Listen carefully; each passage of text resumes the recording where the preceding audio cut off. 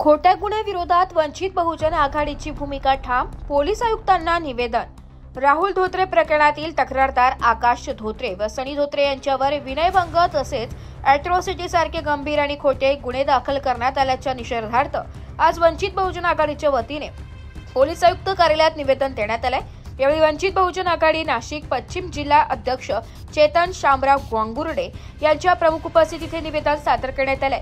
घटनेनंतर परिसरातील CCTV footage तपासल्यानंतर कोणताही गैरप्रकार आढळून आला नसल्याचं स्पष्ट झाले असून ज्यांनी फिर्याद दिली आहे त्यांच्या चौकशीची मागणी करण्यात आली आहे। वंचित बहुजन आघाडी नाशिक पश्चिम जिल्हा अध्यक्ष चेतन गांगुर्डे यांनी यावेळी सांगितले की धोत्रे कुटुंबियावर अन्याय होत आहे। या प्रकरणात वंचित बहुजन आघाडी संपूर्णपणे त्यांच्या पाठीशी उभी आहे आणि न्याय मिळेपर्यंत आम्ही लढा देऊ असे ते म्हणाले।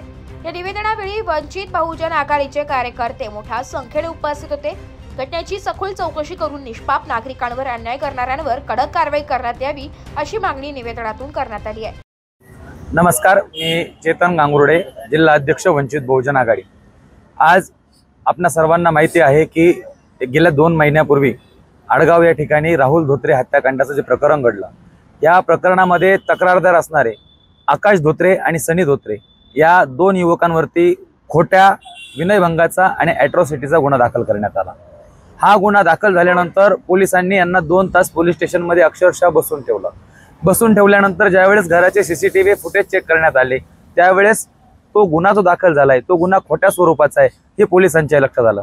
आज आम्ही नाशिकचे सिंगम पोलीस आयुक्त संदीप कर्णिक साहेब यांच्या भेटीसाठी आलो होतो। ह्याच संदर्भात सीपी साहेबांनी हा तपास ॲडिशनल डीसीपी देशमुख साहेब यांच्याकडे वर्ग केलेला आहे आणि आम्हाला प्राथमिक माहितीनुसार असं कळतंय की या तक्रारदारांवरती दबाव टाकण्यासाठी जी महिला आहे, प्राथमिक माहिती आमच्याकडे अशी आहे की ही महिला निमसेनच्या नातेवाईकांकडे कामाला आहे।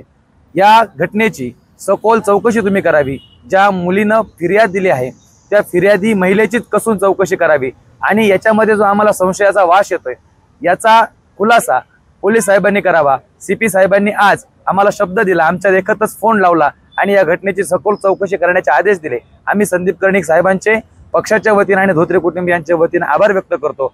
या लढाईमध्ये वंचित बहुजन आघाडी शेवटपर्यंत धोत्रे कुटुंबियांच्या आणि पीडितांच्या पाठीशी राहील। धन्यवाद। माझं नाव आकाश राजू धोत्रे। 2 महिन्यापूर्वी माझ्या भावाचा निर्गुणपणे खून करण्यात आला आणि पोलिसांनी आम्हाला खूप आश्वासन दिले होते का तुमच्यावर काही खोटे गुन्हे दाखल होणार नाही। तरी माझ्यावरती आणि माझ्या लहान्या भावावरती खोटा गुन्हा दाखल झाला, ॲट्रॉसिटी आणि विनयभंगाचा। त्या मागणीनुसार आम्ही सीपी साहेबांकडे आलो होतो। सीपी साहेबांनी आम्हाला मार्गदर्शन चांगले खूप केले आणि तो जो गुन्हा दाखल झालेला तो गुन्हा सिद्ध झाला खोटा आहे म्हणून, आणि साहेबांनी याच्यावर सकल चौकशी करतील अशी आम्हाला साहेबांनी आश्वासन दिलेले आहे आणि साहेबांना आम्हाला खूप विश्वास आहे आणि आमच्यावर असे पुढे काही खोटे गुन्हे दाखल होणार नाही असे साहेबांनी परत आम्हाला आश्वासन दिले आहे। माझं नाव पूजा गणेश मुळे, मी राहणार नांदूर नाका। आमचं नाव नसताना आमच्या दोघांचं नाव मध्ये अडकू राहिले, मध्ये अडकवत असते आम्हाला। रिकामं काही नसताना पण आमचे नाव घेते, आम्हाला धमक्या देते, आम्हाला तुम्ही 5-7 लाख रुपये जर नाही ना दिले तर आम्ही तुम्हाला कोणत्या पण केसमध्ये अडकून देऊ, तुमच्या सहित तुमचे जे मित्र वगैरे असेल त्यांना पण त्याच्यामध्ये अडकून टाकू। आणि मला बरं नसतं, मी अपंग आहे, माझ्या नवऱ्याला मला मेंटली टॉर्चर करत असते। तुमच्यावरती गुन्हा दाखल होऊन किती दिवस झाले? आता आमच्यावर गुन्हा दाखल होऊन 6 महिने झालेले, 6 महिन्याच्या वर झाले तरी ते असे त्रास देऊ राहिले। वारंवार मागणी होती, वारंवार पैशाची मागणी होती, आम्हाला तू 5-7 लाख रुपये दे नाही तर 10 लाख रुपये दे, तुझं दिले नाही तर तुला इथं पळून लावू, तुला रस्त्यावर आणून सोड, तुझ्या मुलांना तुझ्या नवऱ्याला। ब्युरो रिपोर्ट, नाशिक लोकशाही न्यूज, नाशिक।